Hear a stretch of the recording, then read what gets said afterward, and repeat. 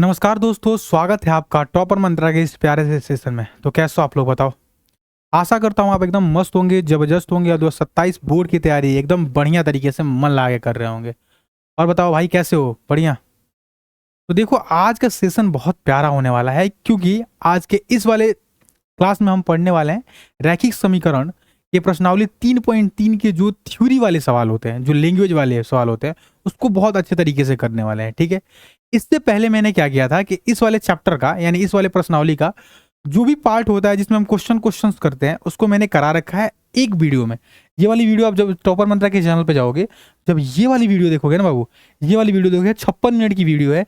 इसमें मैंने प्रश्नावली 3.3 जो विलोपन विधि जो होता है ना, उसको बहुत अच्छे तरीके से समझा रहा है रखा है कि भाई विलोपन विधि होता क्या है, इसमें सवालों को कैसे सॉल्व किया जाता है। ठीक है, इतना आपको समझा रखा है। तो सबसे पहले आप इस वीडियो को देख के आइएगा और इसके बाद इस वाले वीडियो को देखिएगा। ठीक है, इस वाले प्रश्नावली में यानी क्या किया है मैंने, सबसे पहले तो दो चर वाले रैखिक समीकरण में मैंने बहुत पार्ट लिया है। क्या क्या लिया है, तो पहली वीडियो ली थी, इसमें पूरा कंसेप्ट बताया था। उसके बाद से मैंने क्या किया, प्रश्नावली 3.1 को बताया, 3.2 को बताया और 3.3 में विलोपन विधि के जो इक्वेशन वाले सवाल होते हैं सारा बता दिया था। इसमें हम क्या करेंगे, बहुत सारे बच्चे ऐसे होते हैं जिसको लैंग्वेज भाषा वाले सवाल में बहुत कंफ्यूजन होता है। उनको समझ ही नहीं होता है कि भैया किस में जोड़ना है, किस में घटाना है, किस में गुणा करना है, किस में भाग करना है। ये सारी कंफ्यूजन बहुत ज़्यादा होती है। तो भाई कुछ कंफ्यूजन इस वाली क्लास को देखने के बाद कुछ नहीं होगा, क्योंकि मैं बहुत अच्छे तरीके से बताऊंगा कि सवालों को कैसे पढ़ना है, उसको कैसे सीखना है, कैसे लिखना है और उसका समाधान क्या होगा, सब चीज़ बताऊंगा ए टू जेड।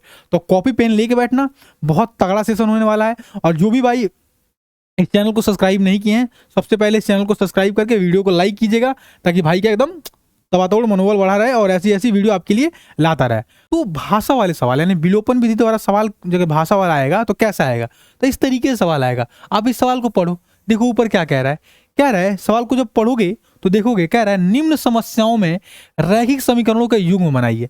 कह रहा है कि सबसे पहले आपको क्या करना है कि सवाल को पढ़िए और समीकरण बनाइए। ठीक है, समीकरण बनाना है। उसके बाद से कह रहा है उसका हल क्या करना है, विलोपन विधि से निकालना है। तो सबसे पहले इसका काम ये होता है कि भाई सवालों को स्टेप बाय स्टेप पढ़ते जाओ और उसका इक्वेशन बनाते जाओ और लिखते जाओ। आपका एक्स वाई आई का मान निकल के आ जाएगा। तो बनाते हैं और देखते हैं भाई एक्स वाई का मान क्या निकल के आता है। ठीक है, कॉपी पेन लेके बैठना, जितना प्रैक्टिस कराऊंगा सब करना। ठीक है, एक भी सवाल छूटेगा नहीं आपको एग्जाम में। तो देखो सबसे पहले इस सवाल को पढ़ोगे तो क्या कह रहा है, यदि हम अंश में एक जोड़ दें तथा हर में से एक घटा दें तो जो हमारा भिन्न है वो एक में बदल जाता है। क्या होता है, वो एक में बदल जाता है। ठीक है, उसके बाद कह रहा है यदि, फिर हम दूसरा शर्त क्या कह रहा है, यदि हर में एक जोड़ दें और तो वह क्या होती है बाबू, 1/2 हो जाती है, तो वो भिन्न क्या है। ठीक है, सवाल पढ़ के समझ आएगा क्या कह रहा है।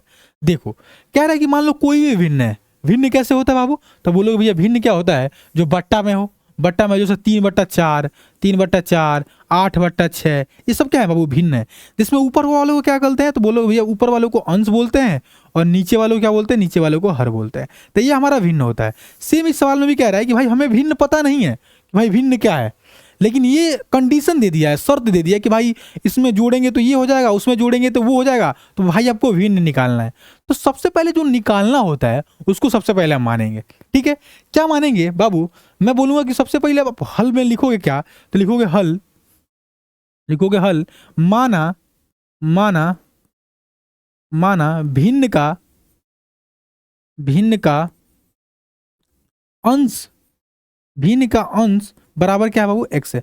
मैंने मान लिया कि भिन्न का अंश जो है ना वो एक्स है। ठीक है, ऐसे ही आप बोलोगे कि भैया जब एक्स मान ही लिए तो और भी मानते हैं, जब हर मान लिए, अंश मान लिए तो हर भी मान लेते हैं। फिर मैंने बोला माना भिन्न का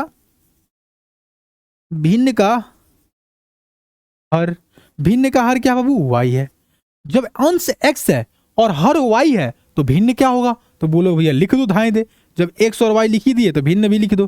तो भिन्न हमारा हो जाएगा, अंश को क्या रखते हैं, ऊपर रखते हैं, तो अंश एक्स और हर को क्या लिखते हैं, वो नीचे लिखते हैं हर वाई। तो ये हमारा एक भिन्न आ गया, एक्स वाई भिन्न मान लिए। ठीक है, बोलो भैया बिल्कुल, इतना तो मुझे बहुत मक्खन की तरह समझ आ रहा है। ठीक है, आगे चलते हैं। जब मैंने भिन्न को एक्स और वाई मान लिया तो आगे वाला सवाल पढ़ो। सवाल का पहला शर्त देखो क्या कह रहा है, कह रहा है अंश में क्या जोड़ो, एक जोड़ो और हर में क्या जोड़ो, एक घटा दो। तो हमारा क्या हो जाएगा, भिन्न एक बदल जाएगा। सेम जैसे कह रहा है वैसे ही लिखो। शर्त क्या कह रहा है बाबू, देखो शर्त एक क्या कह रहा है, शर्त एक क्या कह रहा है कि भिन्न में क्या जोड़ना है, अंश में एक जोड़ना है, यानी अंश क्या है x है, उसमें एक जोड़ना है, ठीक। उसके बाद से क्या कह रहा है, हर में एक घटाना है, हर क्या है बाबू, y है, उसमें से एक घटाना है, तो किसके बराबर हो जाएगा, तो बोलो भैया बोल रहा है एक के बराबर हो जाएगा, यानी एक के बराबर हो जाएगा, ठीक। आप बोलो भैया इतना तो समझ आ गया कि ये ऐसे कह रहा है, तो इसको सॉल्व कैसे करेंगे, तो सॉल्व करने के लिए इसके बट्टा में एक मानेंगे, ठीक, और तिरछा तिरछी गुणा कर देंगे, यानी इस एक का गुणा इसमें होगा और इस एक का गुणा इसमें होगा, तो जब एक का गुणा इसमें होगा तो क्या होगा बाबू, x प्लस एक हो जाएगा, और इस एक का गुणा इसमें होगा तो बोलोगे y माइनस एक हो जाएगा, ठीक। इतना समझ आया। अब देखो जो चर वाला पार्ट होता है उसको एक तरफ रखते हैं, जो अचर वाला पार्ट होता है उसको एक तरफ रखते हैं, तो देखो x इधर ही रखेगा और y इधर प्लस में है तो इधर आएगा तो माइनस में हो जाएगा, तो माइनस y हो जाएगा, ठीक बाबू। अब देखो माइनस एक यहाँ पे लिखा हुआ है और माइनस यहाँ प्लस में एक है, इधर आएगा तो क्या होगा, माइनस एक और हो जाएगा, तो x माइनस वाई क्या हो जाएगा बाबू, x माइनस वाई बराबर क्या हो जाएगा, तो माइनस के एक माइनस के बराबर माइनस के दो, तो ये क्या हुआ बाबू, हमारा समीकरण एक आ गया। तो समीकरण एक आपने बहुत अच्छे तरीके से निकाल दिया, एक शर्त से हमारा एक समीकरण निकल के आ गया, ठीक है बाबू। बोलोगे भैया बिल्कुल, दूसरा शर्त पढ़ो, दूसरा समीकरण निकाल दो, तो निकालो, दूसरा पढ़ो और दूसरा समीकरण निकालोगे, कैसे निकालोगे, तो ध्यान देना, ये हमारा क्या होगा बाबू, समीकरण एक आया, x माइनस वाई बराबर माइनस दो। तो अब शर्त दो पढ़ो, शर्त दो क्या कह रहा है, शर्त दो क्या कह रहा है बाबू, शर्त दो कह रहा है कि यदि हम हर में एक जोड़ देते हैं, अंश को ऐसे ही रहने देते हैं, हर में क्या जोड़ते हैं, एक जोड़ते हैं, तो भिन्न क्या हो जाता है, एक बटा दो हो जाता है, तो जैसे बोल रहा है वैसे लिखना है, ठीक है बाबू, जैसे बोल रहा है वैसे लिखना है। तो शर्त दो क्या कह रहा है, x अंश को ऐसे ही रहने देंगे, हर में क्या जोड़ना है बाबू, एक जोड़ना है, यानी y प्लस वन करना है, तो भिन्न क्या हो जाएगा, तो बराबर हो जाएगा एक बटा दो के। बोलोगे भैया बिल्कुल इतना समझ आ गया, जब इतना समझ आया आपको तो इसको भी तिरछा तिरछी गुणा करेंगे, बोलोगे भैया बिल्कुल सही, यानी दो को x में गुणा होगा तो क्या होगा, दो x, अब y प्लस वन को एक में गुणा होगा तो क्या बोलोगे, बराबर y प्लस वन। अब इसको क्या करेंगे, y को इधर लेके आएंगे तो बोलोगे दो x माइनस वाई हो जाएगा बराबर वन हो जाएगा, ये क्या होगा बाबू, तो इक्वेशन दो हो गया, तो यानी समीकरण एक और समीकरण दो हमारा निकल के आ गया। अब जब ये दोनों निकल के आ गया तो इसको हम क्या करेंगे, विलोपन विधि द्वारा इसका हल निकालेंगे, यानी x और y का मान निकालेंगे, ठीक है बाबू। मजा आ रहा है कि नहीं बताओ, एक्स वाई का मान कैसे निकालेंगे, तो समीकरण एक और दो लिखो, समीकरण एक क्या है, x माइनस वाई बराबर माइनस दो, ये समीकरण एक है, ठीक। दूसरा समीकरण क्या कह रहा है, x माइनस वाई बराबर माइनस दो, ठीक है। 2x माइनस वाई बराबर एक है, 2x माइनस वाई बराबर 2x minus Y, 2x minus Y बराबर 2x माइनस वाई बराबर क्या बाबू, एक है, 2x माइनस वाई बराबर क्या बाबू, एक है, ये क्या हुआ बाबू, समीकरण दो हो गया। तो समीकरण एक और दो हो गया, ठीक है। अब हमें क्या करना है, विलोपन विधि द्वारा इसको हल करना है। तो विलोपन विधि होता क्या है, जैसे इससे पिछली वाली क्लास में मैंने बताया था, विलोपन विधि में क्या करते हैं, किसी एक पद को बराबर करके इसको विलुप्त कर देते हैं, ठीक है। अगर पद बराबर रहता है तो उसको छेड़ होते नहीं है, तो देखो ना इसमें भी y है, इसमें भी y है, ठीक है, दोनों बराबर है, यानी y को विलुप्त कर दो। y को विलुप्त करने के लिए क्या करना पड़ेगा, जोड़ना पड़ेगा या घटाना पड़ेगा, तो देखो माइनस यहाँ पे है, लेकिन यहाँ पे अगर प्लस रहेगा तभी तो ये कटेगा, मतलब हट जाएगा।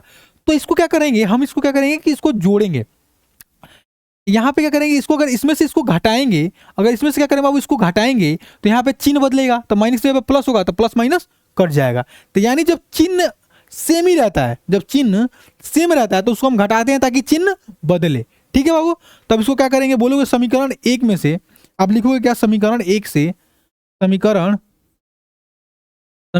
एक से समीकरण दो को घटाने पर, समीकरण दो को घटाने पर समीकरण एक क्या है बाबू, तो बोलोगे x माइनस वाई बराबर माइनस दो। समीकरण दो क्या है, तो बोलोगे 2x माइनस वाई बराबर क्या है बाबू, एक है, ठीक है। जब घटाते हैं तो क्या करते हैं भैया, तो बोलोगे भैया घटाते हैं तो चिन्ह बदलते हैं, यानी यहाँ पे प्लस है तो यहाँ पे माइनस, यहाँ पे माइनस है तो यहाँ पे प्लस, और यहाँ पे क्या है, यहाँ पे प्लस है तो यहाँ पे माइनस, ठीक है। अब देखो प्लस और माइनस वाई से कट जाएगा, ठीक, कट गया, बोलो भैया बिल्कुल सही। अब देखो यहाँ पे क्या है, x है और यहाँ पे माइनस दो एक्स है, तो माइनस दो एक्स में से एक x चला गया तो बोलोगे माइनस एक्स बचा, ठीक है, बोलोगे भैया बिल्कुल सही, ठीक। अब यहाँ पे देखो माइनस दो है और माइनस एक है, तो यानी माइनस तीन हुआ, तो माइनस से माइनस कटा तो x बराबर क्या हुआ, तो तीन हुआ, तो x की वैल्यू निकल के आ गई कि हमारी तीन आ गई, ठीक है। अब जब x का मान निकल के आ गया है तो x का मान किसी भी समीकरण में रख दोगे तो y का मान भी निकल के आ जाएगा। तो x का मान भी समीकरण में रखो। अब क्या लिखोगे, बोलो भैया x का मान समीकरण 1 में रखने पे x का मान समीकरण क्या रखोगे बाबू, समीकरण किस में रखने पर, 1 में रखने पर, ठीक है बाबू, रखने पर। तो समीकरण 1 है क्या, यही तो है, x माइनस दो, x माइनस वाई बराबर -2, x माइनस वाई बराबर -2, x माइनस वाई बराबर क्या बाबू, -2 है। ठीक है, अब x के जगह पे क्या रख दोगे बाबू, तो 3 रख दो। तो x के जगह पे 3 रखो, माइनस वाई बराबर -2। ठीक है, अब देखो इस 2 को इधर लेके आओ, इस y को इधर भेजो, तो बोलोगे 3 और -2 इधर है तो इधर आएगा तो +2 हो जाएगा, और इधर -y है तो इधर आएगा तो क्या होगा, बराबर y हो जाएगा। तो x y का मान क्या होगा बाबू, तो y का मान आएगा 3 + 2 5। ठीक है, तो x का मान भी निकल के आया 3 और y का मान निकल के आया क्या, 5। तो भिन्न क्या होगा बाबू, तो बोलोगे भैया भिन्न हो जाएगा हमारा, भिन्न क्या था, तो बोलो भैया x बट्टा y था। ठीक है, तो x का मान क्या है, तो x का मान बोलोगे 3, ये है 3, और y का मान क्या है 5, तो यही हमारा आंसर हो गया भिन्न। ठीक है, तो इस तरीके से सवालों को सॉल्व किया जाता है। ये पहला सवाल था तो थोड़ा सा हमने टाइम लिया, आपको एक एक चीज तोड़ के बताया। दूसरे सवाल पे चलते हैं और दूसरा सवाल आप बताइए कि भाई समझ आया और इसको कैसे करते हैं ये देखिए। ठीक है, दूसरा सवाल पढ़िए और देखिए। दूसरा सवाल कह रहा है कि भाई 5 वर्ष पूर्व नूरी की आयु सोनू की आयु की 3 गुनी थी। ठीक है बाबू, ठीक है, पढ़ लिए। 10 वर्ष पश्चात नूरी की आयु सोनू की आयु से 2 गुनी हो तो नूरी और सोनी की आयु कितनी है। आयु वाले सवाल है, आयु वाले सवाल को कैसे करते हैं, देखो इस वाले में ना 2 टर्म आपको समझना होता है। अगर 2 टर्म आप समझ लेते हो ना तो इस सवाल को बहुत तगड़े तरीके से उड़ाओगे। कैसे, तो एक समझना होता है पूर्व, ये क्या बाबू देखो पूर्व, और एक समझना होता है पश्चात। ठीक है, पूर्व मतलब क्या होता है, पहले, पूर्व मतलब क्या होता है पहले, और पश्चात मतलब क्या होता है बाद में। ठीक है, अगर मैं बोलूं कि 5 वर्ष पूर्व मतलब क्या, 5 वर्ष पहले मतलब भविष्य, मतलब क्या भूतकाल की बात चल रही है। अगर मैं बोलूं कि 5 वर्ष पश्चात यानी क्या, ये भविष्य काल की बात हो रही है, भाई भविष्य की बात हो रही है। ठीक है, तो जब भी पूर्व आए तो आप इतना दिमाग में बैठाना है, जब भी पूर्व आए तो उसमें घटाना है। ठीक है, और जब भी पश्चात आए तो वो जोड़ना है। पूर्व मतलब घटाना, पश्चात मतलब जोड़ना, पूर्व मतलब घटाना, पश्चात मतलब जोड़ना। 2 चीज याद रखोगे, क्वेश्चन बहुत आसानी से बनेगा। ठीक है, अब क्वेश्चन पढ़ो। मैंने एक कंडीशन आपको समझा दिया। कह रहा है कि पहले 2 आदमी हैं, कौन कौन है, तो एक नूरी है एक सोनू है। कौन कौन है बाबू, नूरी और सोनू। ठीक है, तो आप नूरी की आयु कुछ और मान लो, सोनू की आयु कुछ और मान लो। तो सबसे पहले आप लिखोगे कि हल, हल क्या लिखोगे बाबू, हल। ठीक, हल लिखोगे, माना नूरी की आयु, नूरी की आयु क्या है बाबू, तो नूरी की आयु x वर्ष है। ठीक है, x वर्ष है। ठीक, नूरी की आयु क्या बाबू, x वर्ष है। ठीक है, अब बोलोगे भैया नूरी की आयु मैंने मान लिया तो सोनू की आयु भी मान लेते हैं। तो नूरी की आयु जब x माना है तो सोनू की आयु क्या बाबू, सोनू की आयु क्या बाबू, y वर्ष है, y वर्ष है। ठीक है, जब x वर्ष और y वर्ष मान लिया। ठीक है, जब इतना आपने मान लिया तो आप शर्त पढ़ो और ऐसे जैसे कह रहे हैं शर्त वैसे वैसे लिख दो, आपका आंसर आ जाएगा। तो देखो कह रहे 5 वर्ष पूर्व नूरी की आयु सोनू की आयु की 3 गुनी है, ये मत पढ़ो। ठीक है, अब ये पढ़ो, 5 वर्ष पूर्व कह रहा है। तो जब भी पूर्व आए तो क्या करते हैं, तो बोलोगे भैया घटाते हैं। पूर्व आए मतलब पहले की बात हो रही है तो घटाते हैं। यानी देखो 5 वर्ष पूर्व अगर मैं पूछूं नूरी की आयु कितनी है तो क्या बताओगे, तो बोलोगे घटाओगे। यानी x, शर्त 1 में लिखो पहले, शर्त 1 क्या लिखो बाबू, शर्त 1।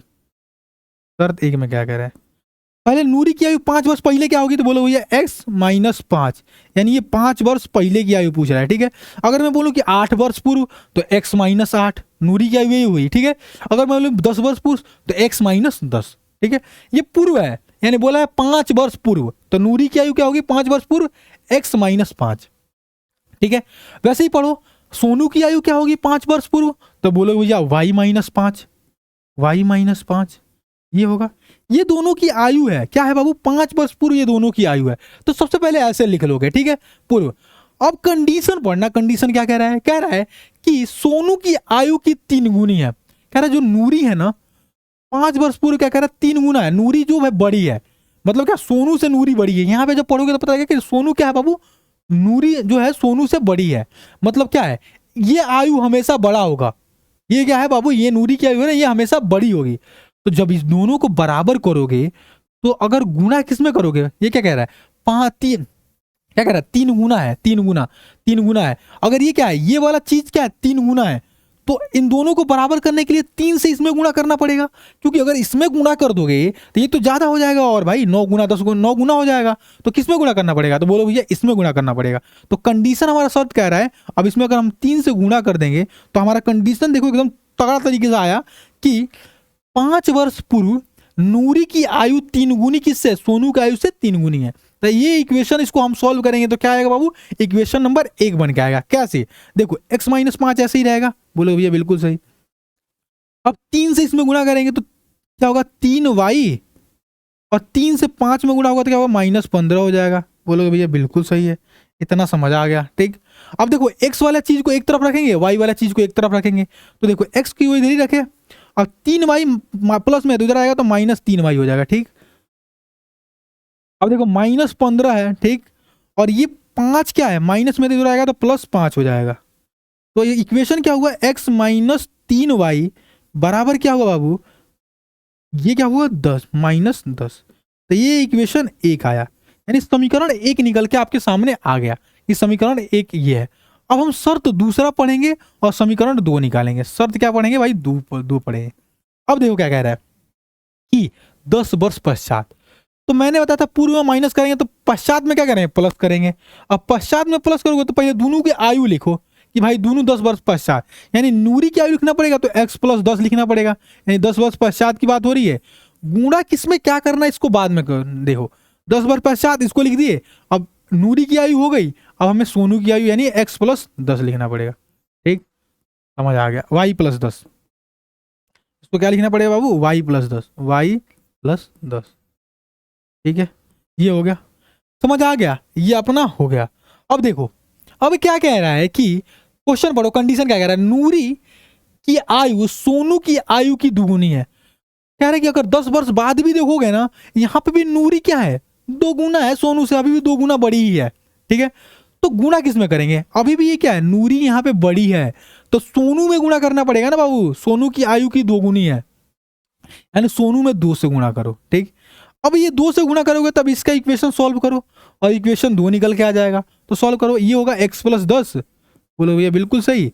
ये क्या होगा, तो 2 को इसमें गुणा करेंगे तो 2y हो जाएगा, फिर 2 को इसमें गुणा करेंगे तो +20 हो जाएगा। ठीक, अब देखो x को इधर ही रखेंगे तो बोलो भैया बिल्कुल, y 2y इधर प्लस में तो इधर आएगा क्या होगा बाबू, माइनस में हो जाएगा, यानी -2 आ जाएगा, y हो जाएगा बराबर, ये 20 ऐसे ही रहेगा। ये 10 क्या है, प्लस में इधर आएगा तो माइनस में, यानी -10 हो जाएगा, यानी x - 2y बराबर क्या हो जाएगा भाई, तो 20 में से 10 गए तो 10, तो इसको क्या मान लेंगे, इसको समीकरण 2 मान लेंगे। तो समीकरण 1 और समीकरण 2 आ गया। अब इसको विलोपन विधि द्वारा इसको हल कर देंगे और x और y का मान निकाल देंगे। ठीक है, तो देखो सॉल्व करो, समीकरण 1 क्या कह रहा है, x - 3y बराबर -10। समीकरण 1 क्या कह रहा है, x - 3y, क्या कह रहा है, x - 3y, x - 3y बराबर -10, x - 3y बराबर -10। ये क्या है, इक्वेशन 1 है। ठीक, दूसरा इक्वेशन क्या कह रहा है बाबू, x - 2y बराबर 10, x - 2y बराबर 10, x - 2y बराबर क्या बाबू 10। ये समीकरण 2 है, यही तो है। देखो x - 3y बराबर 10, x - 3y बराबर 10, x - 2y बराबर 10। ठीक है, ये समीकरण हो गया। अब इसको विलोपन विधि द्वारा कैसे हल करते हैं, तो सबसे पहले क्या करते हैं कि एक को x को विलुप्त करो या y को विलुप्त करो। तो देखो ना, यहाँ पे x समान है तो x को विलुप्त कर देते हैं।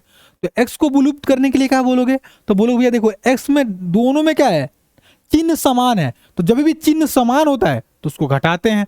तो आपको घटाओ, तो आप लिखोगे, इसमें लिखोगे समीकरण समीकरण समीकरण 1 में से समीकरण 2 को घटाने पर, समीकरण 2 को घटाने पर, ठीक है बाबू, घटाने पर समीकरण 1 क्या कह रहा है बाबू, x - 3y बराबर -10। ठीक, समीकरण 2 क्या कह रहा है, तो x - 2y बराबर 10। अब इसको घटाओ। जब भी घटाते हैं तो सबसे पहला हमारा काम होता है चिन्ह बदलना। यानी ये प्लस है तो यहाँ माइनस, यहाँ माइनस क्या है तो प्लस, और यहाँ पे क्या है प्लस है तो यहाँ पे माइनस। ठीक, अब ये देखो प्लस माइनस कट जाएगा। अब देखो -3y है और 2y दे दिए तो बचा क्या, तो बोलोगे माइनस का y बचा। ठीक, अब -10 और -10 तो होता है -20, माइनस से माइनस खत्म तो y बराबर क्या हो जाएगा बाबू, तो y बराबर 20 हो जाएगा। जब y बराबर 20 हुआ, क्या है बाबू, जब y बराबर 20 हुआ तो y का मान किसी भी समीकरण में रख दो तो x का मान निकल के चला आया। बोलोगे बिल्कुल सही। तो आप क्या लिखोगे, y का मान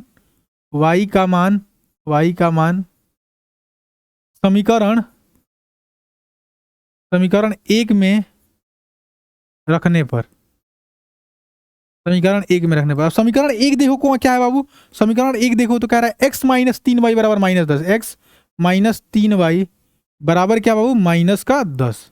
ठीक है, ये हमारा समीकरण है। अब समीकरण इसमें भर दो, x के जगह पे क्या रखोगे, y के जगह पे क्या रखोगे, तो 20 रखोगे। तो x माइनस और 3 गुणे y के जगह पे क्या रखोगे 20 बराबर के -10। तो क्या होगा x, अब माइनस क्या हो जाएगा, 20 में 3 से गुणा करेंगे तो 60 बराबर -10। अब माइनस का 60 इधर आएगा तो प्लस का 60 हो जाएगा। तो x बराबर क्या हो जाएगा बाबू, -10 प्लस के 60। अब 10 में से 60 गया तो क्या हुआ, तो x बराबर हो जाएगा आपका 10 और 60 क्या होगा बाबू, 10 में से 60 गया, ये होगा 50। ये होगा 50 वर्ष, ये होगा ये 50 वर्ष और ये 20 वर्ष। ठीक है बाबू, 20 वर्ष। y का मान क्या हुआ 20 वर्ष और x का मान क्या हुआ 50 वर्ष। ठीक है, तो हमने y किसको माना था, आप देखो y किसको माना था और x किसको माना था। तो आप क्या लिखोगे कि भैया मैंने माना था x, तो x किसका माना था, नूरी। यानी नूरी की आयु क्या है बाबू, अगर मैं बोलूं नूरी की आयु क्या है, तो आप नूरी की आयु में लिखोगे x, यानी इसका है 50 वर्ष। ठीक, और इसकी आयु क्या है, इसका आयु तो बोलोगे भैया इसका आयु 20 वर्ष। ठीक है, तो इस तरीके के सवाल को ऐसे सॉल्व किया जाता है ताकि आंसर बहुत तगड़े तरीके से आ जाए। अगले सवाल पे चलते हैं और अगला सवाल देखते हैं हमारा क्या कह रहा है। देखो क्वेश्चन पढ़ो, यदि 2 अंकों की संख्या, क्या कह रहा है बाबू, यदि 2 अंकों की संख्या के अंकों का योग 9 है, यदि इस संख्या का 9 गुना संख्या के अंकों को पलटने की बनी संख्या के 2 गुना है तो वह संख्या ज्ञात कीजिए। समझ आया, थोड़ा बहुत भी समझ आया। कह रहा है भाई 2 अंकों की कुछ भी संख्या है, ठीक है, 2 अंकों की कोई संख्या है। मैं 2 अंकों की संख्या कैसी होती है बाबू, तो बताया तो 83 85, ये क्या है, संख्या है 2 अंकों की। तो ऐसी कह रहा है कि 2 अंकों की कोई संख्या है, ठीक है, उसमें कह रहा है कि उसके अंकों का योग पहले है 9। ठीक है, उसके बाद से जो कंडीशन दिया है, कुछ भी कंडीशन दिया हो, सबसे पहले हमारा काम क्या होता है, तो बोलोगे सबसे पहले हमारा काम ये होता है कि सबसे पहले अगर हम हल लिखते हैं, हल इस सवाल में क्या कह रहे हैं, 2 अंकों की संख्या है तो पहली क्या इकाई का अंक होगा और दूसरी क्या होगा, दहाई का अंक होगा। 2 ही तो संख्या होगी, एक इकाई का अंक एक दहाई का अंक। तो सबसे पहले मानते हैं माना इकाई का अंक माना इकाई का अंक बराबर x। इकाई का अंक क्या माना बाबू, x माना। फिर दहाई का अंक क्या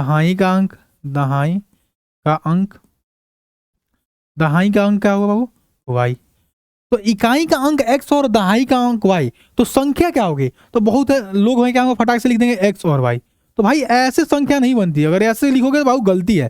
तो अगर मैं बोलूं संख्या क्या है, तो इकाई का अंक x है और दहाई का अंक y है, तो संख्या क्या होगी बाबू, संख्या होगा हमारा, संख्या क्या होगी, तो बोलोगे x प्लस 10y, ये हमारी संख्या होगी। ठीक है, ये क्या बाबू, ये संख्या होगी। अगर इकाई का अंक x है और दहाई का अंक क्या है y, तो संख्या क्या होगी x प्लस 10y। ठीक है, ये संख्या हो गई। अब देखो शर्त पढ़ो भाई, शर्त क्या कह रहा है, शर्त हमारा कह रहा है कि दोनों अंकों की संख्याओं का योग जो है ना, दोनों संख्याओं का योग क्या है बाबू, तो 9 है। तो शर्त 1 में क्या लिखोगे, शर्त 1 क्या लिखोगे, तो शर्त 1 लिखोगे कि x प्लस y बराबर क्या है बाबू, 9 है। यानी ये इक्वेशन 1 हुआ। ठीक है, जो संख्या ये हुई, ठीक है, क्या हुई, संख्या 1 ये हुई। अब क्या कह रहा है कि यहां पे पढ़ो, यदि इस संख्या, यानी ये संख्या है, इस संख्या का 9 गुना संख्या के अंकों को पलटने के बनी संख्या का 2 गुना है। अब 9 गुना 2 गुना कुछ भी हो, ये मत सोचो, पहले भाई संख्या को हम पलटते हैं।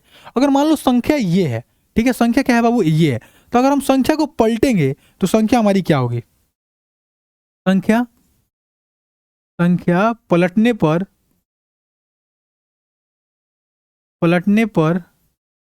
बनी संख्या। ठीक है, अब जब हम संख्या को पलटेंगे तो हमारी संख्या नई क्या बनेगी? तो बोलोगे भैया वाई दाई का अंक इधर आ जाएगा और गाई का अंक इधर आएगा, तो संख्या क्या बनेगी? तो बोलोगे भैया बनेगी वाई प्लस 10x। ये हमारी क्या हुई? संख्या हुई। संख्या को पलटने पर क्या हुई बाबू? ये संख्या को पलटने पर बनी नई संख्या हुई।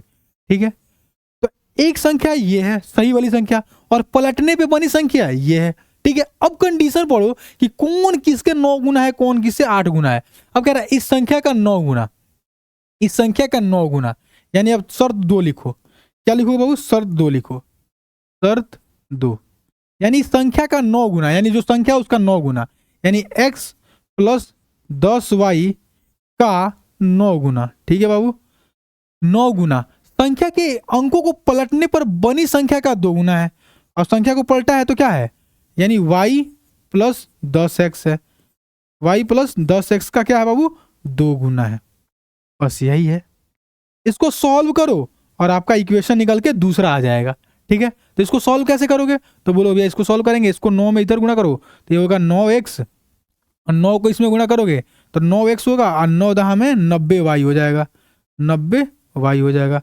बोलो भैया बिल्कुल सही, बराबर 9x और 9 दहा में 90y। और यहाँ पे क्या होगा? बोलोगे 2 से इसमें गुणा होगा तो 2y हो जाएगा। ठीक है, प्लस और 2 से 10 में गुणा होगा तो क्या होगा? 20x हो जाएगा। ठीक है, अब x वाले को एक तरफ ले जाओ, y वाले को एक तरफ ले जाओ, तो बोलोगे ये ठीक है।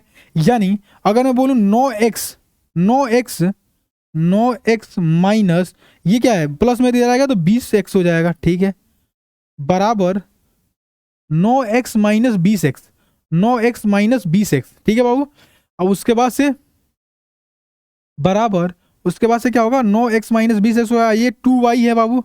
ठीक है, और यहाँ पे क्या है? माइनस प्लस 90y, यानी माइनस 90y हो जाएगा। ठीक है, 90y हो जाएगा। अब इसको सॉल्व करोगे तो क्या होगा बाबू? तब बोलो भैया इसको भी सॉल्व कर लेते हैं। यानी अगर 9x यानी 20 माइनस में 9 दे दिए तो बोलोगे भैया क्या होगा? 11x हो जाएगा, माइनस का 11x। अब देखो यहाँ पे क्या है? 2y है, और ये यहाँ पे क्या है? यहाँ पे 2y, यहाँ पे 20, यहाँ पे 90 है, तो यानी 90 एंड 2y घटेगा तो क्या होगा? तो बोलोगे माइनस 88y हो जाएगा, माइनस 88y हो जाएगा। ठीक है, तो अगर देखो, आप देखो यहां से कटेगा, ये देखो 11 से कटेगा, 11 करने 11, 11 8 88। ठीक है, और माइनस से माइनस कटा तो बचा क्या? तो बोलोगे भैया x बराबर 8y बचा। ठीक, और 8y को इधर लेके आएंगे तो क्या होगा? x माइनस 8y बराबर 0। तो ये क्या होगा बाबू? इक्वेशन 2। समीकरण 1 ये निकल के आया, समीकरण 2 ये निकल के आया। दोनों को हल कर दोगे तो x और y का मान निकल के आएगा, तो संख्या भी हमारी निकल के आ जाएगी। ठीक है, अब देखो, अब क्या करें? दोनों को हल करने के लिए हम लिखो इक्वेशन, तो बोलो भैया लिख देते हैं। x प्लस वाई बराबर क्या है? 9। तो पहला इक्वेशन क्या है? x प्लस वाई बराबर क्या है बाबू? 9। ठीक है, दूसरा इक्वेशन क्या था? तो बोलो भैया दूसरा इक्वेशन था x माइनस 8y बराबर 0। x माइनस 8y बराबर क्या है बाबू? 0 है। ये समीकरण 1 था, ये समीकरण क्या है? 2 है। अब दोनों को सॉल्व करना है किसके द्वारा? विलोपन विधि द्वारा हल करना है। तो क्या करने के लिए देखो x बराबर है और दोनों में क्या है? प्लस प्लस का चिन्ह है, तो हम घटा देंगे तभी तो कटेगा, हटेगा एक चीज। बोलोगे यार बहुत तगड़ा बता रहे हो आप। तो लिखोगे समीकरण 1 से समीकरण 2 को घटाने पर, समीकरण 2 को घटाने पर, ठीक है, घटाने पर समीकरण 1 क्या कह रहा है? x प्लस वाई बराबर 9। समीकरण 2 क्या कह रहा है? x माइनस 8y बराबर क्या है बाबू? 0। ठीक है, अब घटा दो। जब घटाते हैं तो क्या करते हैं बाबू? तो बोलो भैया घटाते हैं तो चिन्ह बदलते हैं, यानी x प्लस में है तो इधर माइनस, ये माइनस है तो इधर प्लस, और ये क्या है? प्लस है तो इधर माइनस। ठीक, ये खत्म हुआ। ठीक है, अब देखो 8y अब प्लस ये क्या है? 8y अब प्लस y क्या हुआ? तो बोलोगे भैया 9y हुआ, 9y। अब बराबर 9 में से 0 गया तो 9, यानी y से खत्म हुआ तो y बराबर क्या हुआ बाबू? तो y बराबर 1 हुआ। जब y का मान 1 निकल के आ गया तो y का मान किसी भी समीकरण में रख दो तो x का मान निकल के आ जाएगा। तो y का मान क्या निकल के आया बाबू? 1। तो आप लिखोगे y का मान y का मान समीकरण एक में रखने पर, एक में रखने पर, समीकरण एक क्या कह रहा है बाबू, तो x+y बराबर क्या है, x+y बराबर 9 है। तो हम क्या करेंगे, y का मान एक रख देंगे। तो y का मान एक रखो प्लस, गलत है क्या, x का तो ऐसे ही रखेंगे, x+1 बराबर 9, यानी y x का मान क्या हुआ, एक इधर आएगा तो 8 हुआ। तो x का मान निकल के आ गया 8 और y का मान निकल के आ गया 1। अब संख्या हमारी क्या थी, संख्या हमारी थी बाबू, संख्या क्या थी, तो बोलो भैया संख्या हमारी थी x+10y, यही तो संख्या थी।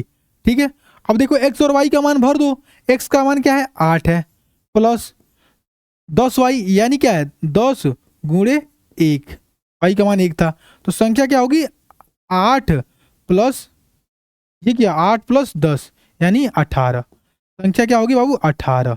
ठीक है बाबू, 18 क्यों होगी कि आप देखो ना 18 दोनों अंकों को जोड़ोगे तो क्या आएगा 9 आएगा, तो 9 आ गया, तो संख्या हमारी क्या हुई 18 हुई। तो इस तरीके से इस सवाल का आंसर हमें निकालना था बहुत आसानी से। ठीक है, अगले सवाल पे देखते हैं और अगला सवाल पढ़ते हैं कि क्या कह रहा है। देखो अगला सवाल ये कह रहा है कि मीना 2000 रुपए निकालने के लिए एक बैंक गई। मानो आपकी महिला मित्र है, 2000 उसको निकालना था, आपने 2000 रुपए भेजा था तो निकालने के लिए बैंक गई। उसने खजांची से 50 तथा 100 के नोट देने के लिए कहा। ठीक है, हम बैंक में गए, बोले भाई 50 रुपए का नोट दो चाहे 100 रुपए का नोट दो। मीना ने कुल 25 नोट प्राप्त किए, यदि ज्ञात कीजिए कि उसने कितने 50 के नोट थे और कितने 100 के नोट थे। समझो ऐसे कि मान लो आप बैंक में गए, बैंक वाले से बोले कि भाई हमको 50 या 100 के नोट चाहिए, 500 का नहीं चाहिए। ठीक है, तो बोलेगा ठीक है भाई, तो उसने कुल 25 नोट आपको दे दिया। तो आप ये बताओ कि आपको कितने 50 के दिए कितने 100 के दिए। बहुत आसान लग रहा होगा, इससे पीछे वाला आपने सवाल बनाया होगा। तो कैसे बनाएंगे, देखो आप सबसे पहले लिखोगे कि भाई माना, क्या मानोगे कि माना जो बैंक वाले ने दिया, तो x का मतलब 50 का नोट x दिया होगा, 100 का नोट y दिया होगा। इस तरीके से मान सकता है ना कुछ भी।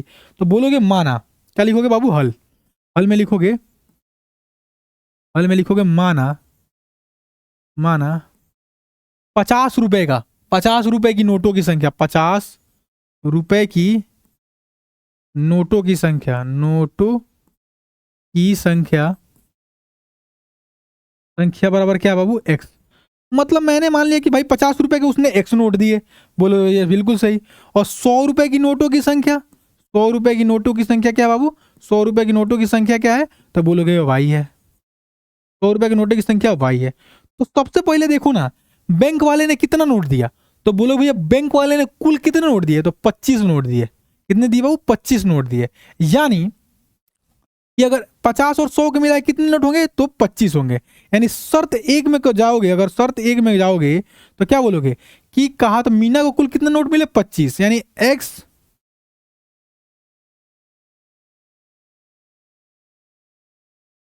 x प्लस वाई बराबर क्या हुआ बाबू 25, कुल नोट की संख्या हुई 25। ठीक है, हो गया, x प्लस वाई की संख्या क्या हुई 25। अब आगे पढ़ो और आगे देखो, यहां पे देखो कह रहा है कि मीना को केवल क्या निकालना था, मीना को 2000 रुपए निकालने थे। क्या निकालने थे, मीना को 2000 रुपए निकालने थे। ठीक है, अगर मैं बोलूं कि आप बैंक में गए, आपको 2000 रुपए निकालना है, बैंक वाले ने 50 के कुछ नोट दिए और 100 के कुछ नोट दिए। तो अगर 50 के नोटों की संख्या मैंने क्या बनाया है कि 50 रुपए के जो भी नोट आएगी उसको क्या करेंगे एक्स करेंगे। 50 के अगर नोटों की संख्या क्या होगी एक्स होगी। ठीक, तो अगर मान लो कि 50 रुपए की नोटों की संख्या एक्स हुई तो क्या हुआ 50x हुआ। ठीक, अगर 100 रुपए की नोटों की संख्या क्या बाबू वाई है, तो ये क्या हुआ 100y हुआ। ठीक, 100y हुआ। तो अगर दोनों को मिलाएंगे 50x प्लस 100y, तो 2000 रुपए टोटल निकालने हैं ना, 2000 रुपए क्या कह रहा है टोटल निकालने हैं। तो शर्त दो क्या कह रहा है, शर्त दो कह रहा है, शर्त दो कह रहा है कि 50x प्लस 100 के वाई नोट निकाल लिए, 50 के एक्स नोट निकाले और 100 के वाई नोट निकाले, तो टोटल कितने नोट निकाले हमने 2000 रुपए के, 2000 रुपए हमने निकाले। ठीक है बाबू, बोलोगे बिल्कुल सही। अब इन दोनों में से क्या कॉमन लोगे, तो बोलो भैया 50 कॉमन ले लेते हैं। 50 जब कॉमन ले लोगे तो यहाँ पे क्या बचेगा, 50 तो चला गया तो यहाँ पे एक्स बचा। ठीक है, और ये 100 को क्या लिख सकते हैं, तो बोलोगे 50 गुणे 2। तो जब 50 कॉमन ले लोगे तो बचेगा क्या, तो बोलो भैया 2 बचेगा। तो यानी यहाँ पे क्या बचेगा बाबू, तो बोलो भैया यहाँ पे बचेगा 2। यहाँ पे बचेगा 2y बराबर क्या होगा बाबू, तो 2000, ठीक है 2000। ये 0 से 0 खत्म हुआ, ठीक है, और ये 5 से काटोगे तो 5 चौके 20 यानी 40 वर्ष में कटा, यानी x प्लस 2y बराबर क्या होगा बाबू, x प्लस 2y बराबर हुआ 40, ठीक है। तो ये समीकरण हो जाएगा 2, यानी समीकरण 1 ये निकल के आया और समीकरण 2 ये निकल के आया। अगर दोनों को हम सॉल्व करेंगे तो हमारा क्या हुआ बाबू, हमारा निकल के चला आएगा x और y का मान निकल के आ गया। तो जब समीकरण 1 और समीकरण 2 निकल के आ गया तो हम इसके मान को क्या करेंगे, विलोपन विधि द्वारा हल करेंगे और हमारा क्या निकल के आएगा, x और y का मान निकल के आ जाएगा, ठीक है। तो इसको हल कैसे करेंगे, तो सबसे पहले लिखोगे कि x प्लस वाई बराबर क्या बाबू 25, यानी समीकरण 1 क्या था, x प्लस वाई बराबर क्या था, वो बोलोगे 25। ये क्या है, समीकरण 1 है, ठीक है बाबू। समीकरण 2 क्या कह रहा है, समीकरण 2 क्या कह रहा है, x प्लस 2y बराबर क्या है 40, x प्लस 2y बराबर क्या बाबू, समीकरण 2 कह रहा है x प्लस 2y बराबर क्या बाबू 40 है। ये क्या है, समीकरण 2 है, ठीक है। अब देखो विलोपन विधि द्वारा कैसे हल करोगे, तो बोलोगे भैया इसमें से इसको घटा दो, अगर घटा दोगे तो कट जाएगा x का मान, एक को गायब करना होता है, तो बोलोगे समीकरण 1 में से समीकरण 2 को घटाने पर, समीकरण 2 को घटाने पर, ठीक है। समीकरण 1 क्या कह रहा है बाबू, x minus y, x plus y बराबर 25 में से क्या घटेगा, तो x प्लस 2y बराबर 40 घट जाएगा, ठीक है। जब ये घटता है तो क्या होता है बाबू, तो चिन्ह बदलता है, यानी ये माइनस से प्लस है तो माइनस, ये प्लस है तो माइनस, ये प्लस है तो माइनस, यहां से x कटा, 2y में से 1y घटा तो माइनस y बचा, ठीक है। और 40 में से 25 घटा तो 25 5 30 10 40 यानी माइनस 15 हुआ, तो माइनस से माइनस कटा तो y बराबर क्या हुआ, तो y बराबर 15 हुआ। अब जब y का मान 15 निकल के आया बाबू, तो y का मान हम किसी भी समीकरण में रख दो तो x का मान निकल के आया, तो बोलोगे ये बिल्कुल सही। तो y का मान समीकरण 1 में रखते हैं, समीकरण 1 में रखने पर समीकरण 1 क्या कह रहा है, x प्लस वाई बराबर 25, x प्लस वाई बराबर क्या बाबू 25 है, ठीक। तो इसमें क्या करोगे, y का मान क्या रखोगे, 15 रखोगे, यानी x प्लस 15 बराबर क्या है बाबू 25 है, तो 15 इधर आएगा तो x बराबर क्या हो जाएगा बाबू 25 माइनस 15, यानी x बराबर हो जाएगा 10, यानी y का मान क्या निकल के आया, y का मान निकल के आया 15 और x का मान निकल के आया 10। तो हमारा क्वेश्चन क्या कह रहा है, x का मान क्या था बाबू, तो 50 के नोटों की संख्या क्या है, 50 की नोटों की संख्या x है, यानी x का मान क्या है 10, यानी 50 नोटों की संख्या। अब अगर लिखना होगा तो कैसे लिखोगे, यानी 50 रुपए की नोटों की संख्या क्या थी बाबू, 50 रुपए की नोटों की संख्या कितनी थी 10, ठीक है। और y का मान क्या आया था, y का मान आया था हमारा, y का मान 15, यानी 100 वाले नोटों की संख्या क्या थी, 100 वाले नोटों की संख्या थी 15। आप देख लो ना, अगर मान लो कि 50 वाले नोटों की संख्या कितनी थी 10, यानी 50 वाली नोटों की संख्या थी 10, ठीक है, प्लस 100 वाले नोटों की संख्या कितनी थी 15, 100 वाले नोटों की संख्या थी 15। अब दोनों को जोड़ो, 50 या 500 हुआ ये, और ये क्या हुआ 100 और 15 क्या हुआ 1500 ये हुआ, तो दोनों को जोड़ने पे क्या हुआ 2000 रुपये हुआ ना बाबू, यही तो आंसर था।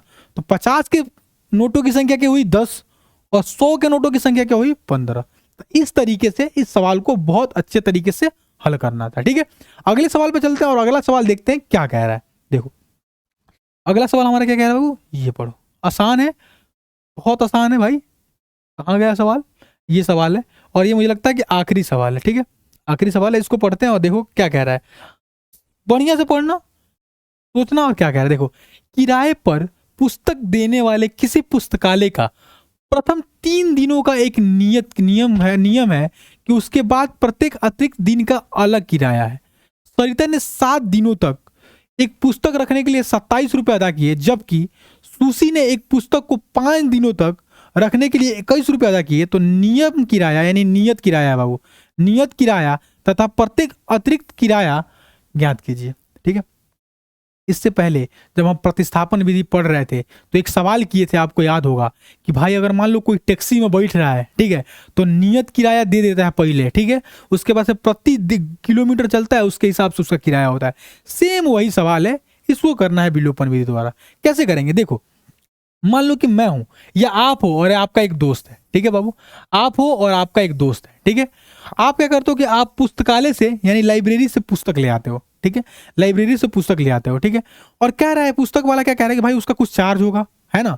तो पुस्तक वाला कह रहा है भाई कि आप अगर 3 दिन तक रखते हो ना, 3 दिन तक आप अगर रखते हो तो आपका एक फिक्स किराया, मतलब फिक्स पैसा लगेगा। मान लो 3 दिन तक रखते हो तो फिक्स पैसा लगेगा। उसके बाद से जैसे जैसे दिन बढ़ाओगे तो दिन के हिसाब से पैसा लगने लगेगा, ठीक है। मतलब 3 दिन तक रखते हो तो एक फिक्स किराया है, लेकिन आप जैसे जैसे दिन बढ़ाओगे उसके प्रतिदिन के हिसाब से उसका किराया लगने लगेगा। तो आप बोलोगे भैया यार बहुत बेकार है यार, लाइब्रेरी वाला है यार, जितना मान लो 10 दिन तक रखते तो उतना पैसा ले। अब मान ली क्या है 3 दिन तक रखे तो एक सेम भी दे, किराया दे दो, मतलब भाई पैसा दे दो, और उसके बाद से जितना दिन तक रखोगे उसका अलग अलग किराया देना पड़ रहा है। तो ऐसे सवालों को कैसे सोल्व किया जाता है? तो सबसे पहले आपको ये मानना होगा कि आप लिखोगे हल में क्या लिखोगे बाबू, हल, हल में क्या लिखोगे, माना, माना नियत, जो नियत है ना, नियत क्या है, नियत, नियत अलग किराया है, सारा ये गलत है बाबू। नियत ना, नियत किराया क्या हो, नियत किराया, नियत किराया 100 रुपए है, ठीक है। मतलब अगर आप नियत किराया क्या है, 3 दिन का नियत किराया क्या है, प्रथम 3 दिनों का नियत किराया, प्रथम 3 दिनों का नियत किराया क्या है, एक्स है, ठीक है। उसके बाद से अतिरिक्त किराया क्या है, अतिरिक्त, अतिरिक्त किराया क्या है वो, अतिरिक्त प्रतिदिन, अगर प्रतिदिन का रखोगे तो y रुपए है। नियत किराया क्या है, एक्स है, ठीक है। और प्रतिदिन का अतिरिक्त किराया क्या है, वाई है। मतलब अगर आपको लेके गए तो नियत आपको इतना रुपया दे देना है, ठीक है। अब प्रतिदिन जितना दिन आप रखते हो उसके हिसाब से पैसा दो, ठीक है। तो शर्त एक क्या कह रहा है, समझो, शर्त एक क्या कह रहा है वो, शर्त एक क्या कह रहा है कि क्या कह रहा है कि इसके बाद अतिरिक्त किराया इतना रुपया है। सरिता ने 7 दिनों तक पुस्तक रखने का मतलब पैसा दिया है, कितना रुपए दिया है, तो 27 रुपए दिया है। उसने क्या किया कि 7 दिन तक पुस्तक रखा, कितने दिन, तो 7 दिन तक पुस्तक का, और उसने कितना रुपया दिया, 27 रुपए। देखो इसने क्या बोला कि 3 दिन तक एक नियत किराया है, 3 दिन तक एक नियत किराया है, बाकी 3 दिन के बाद और कितना दिन इसने रखा, तो टोटल तो 7 दिन रखा है, और 3 दिन तक नियत किराया तो 100 रुपया है, और टोटल कितना रखा, 4 दिन तक और रखा। समझ आ रहा है? टोटल इसने कितना दिन तक रखा, 7 दिन तक, उसके लिए कितना रुपए दिया, तो 27 रुपए दिया, ठीक है। अब क्वेश्चन में कह रहा है कि भाई 3 दिन तक उसने जो रखा ना, तो उसका तो एक नियत किराया है, ठीक है, नियत किराया कितना है, 100 रुपए है 3 दिन तक। बाकी ये प्रतिदिन का किराया है वाई, तो ये क्या हुआ, 4 वाई हो जाएगा, ठीक है। अब बोलोगे एक्स में कितना क्यों नहीं गुणा हुआ, क्योंकि ये तो बोल रहा है कि नियत किराया 100 रुपए है, नियत किराया तो फिक्स है, तो फिक्स तो मैंने कर दिया एक्स, लेकिन अब प्रतिदिन यानी एक दिन का रखा तो वाई रुपए, तो 4 दिन रखा तो 4 वाई हो जाए, एक दिन रखा तो वाई रुपए, 4 दिन रखा तो 4 वाई, तो टोटल कितना रुपए दिया, तो 27 रुपए। तो यानी दोनों को जोड़ोगे तभी तो 27 होगा।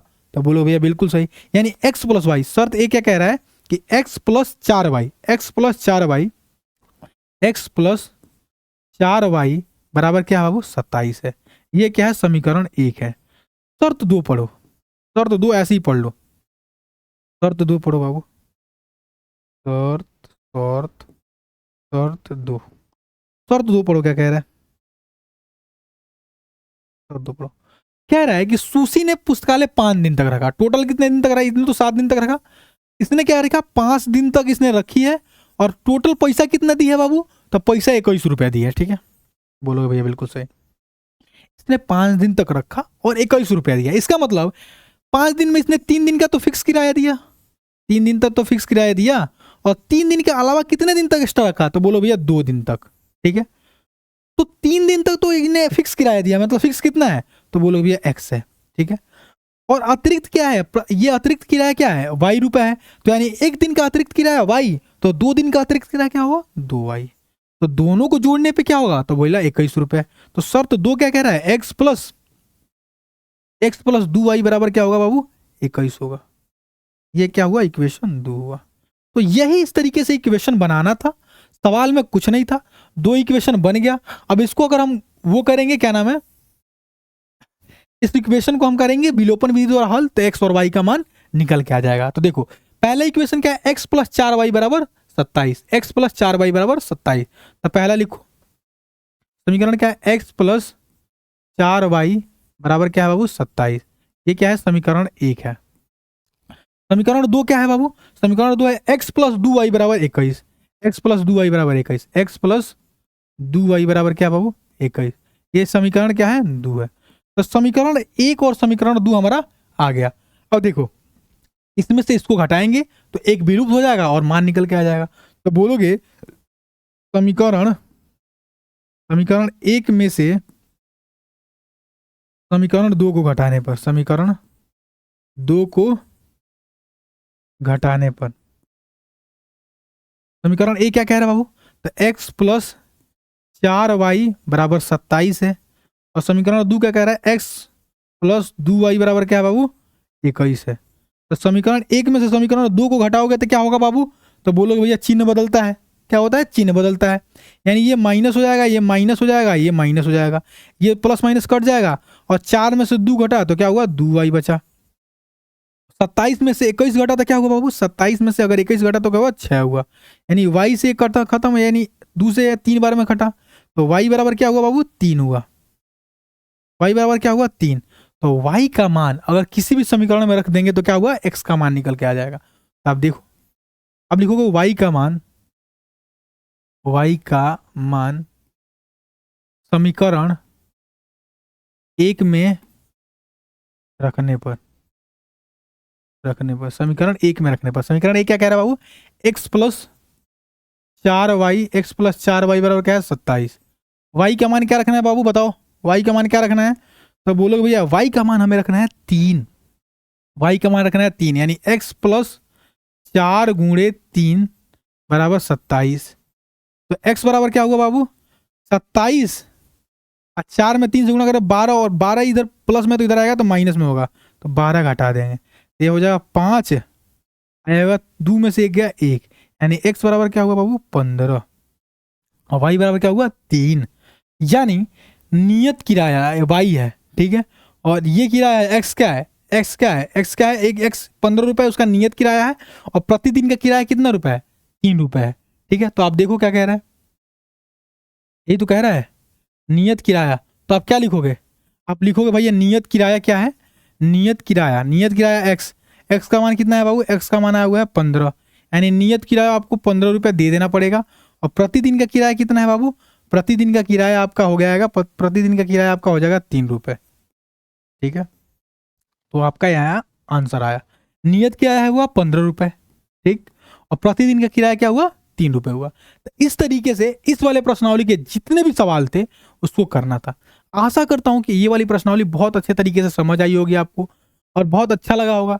देखो जो भी मतलब वो क्या ना भाषा वाले सवाल होते हैं ना वो कठिन नहीं होते हैं, लेकिन आप इसको भाषा को आसान बनाने के लिए स्टेप बाय स्टेप पढ़ना पड़ता है, उसको x और y मान के लिखना पड़ता है तभी बन पाएगा। ठीक है, तो इस सवालों को बार बार प्रैक्टिस करोगे ना तो ये आएगा। इस सवाल को उड़ाने के बहुत सारे ट्रिक्स भी होते हैं, जो आप कंपटीशन में जाओगे, कंपटीशन लाइन में जाओगे उसमें ट्रिक्स होते हैं, लेकिन आपको बोर्ड में क्या करना है ना भाई, ट्रिक्स यूज नहीं करना है। आप स्टेप बाय स्टेप लिखोगे ना तो आपको नंबर मिलता है, इसलिए इस सवालों को ऐसे हल किया जाता है। ठीक है, तो आशा करता हूँ ये वाला सवाल आपको यानी ये वाली प्रश्नावली बहुत अच्छे तरीके से समझ आई होगी। ठीक है, कैसी लगी प्रश्नावली कमेंट बॉक्स में जरूर बताइएगा। अगर मजा आया थोड़ा सा भी, अगर पढ़ने में अच्छा लगा तो वीडियो को लाइक करके चैनल को सब्सक्राइब जरूर कीजिएगा। मिलते हैं अगले सेशन में यानी अगली क्लास में। अगली क्लास में मैं सोचा हूं ना कि कुछ वस्तुनिष्ठ प्रश्न करा दिया जाए, यानी ऑब्जेक्टिव प्रश्न करा दिया जाए। तो शुरुआत किस चैप्टर से करना है वो भी कमेंट बॉक्स में बताइएगा।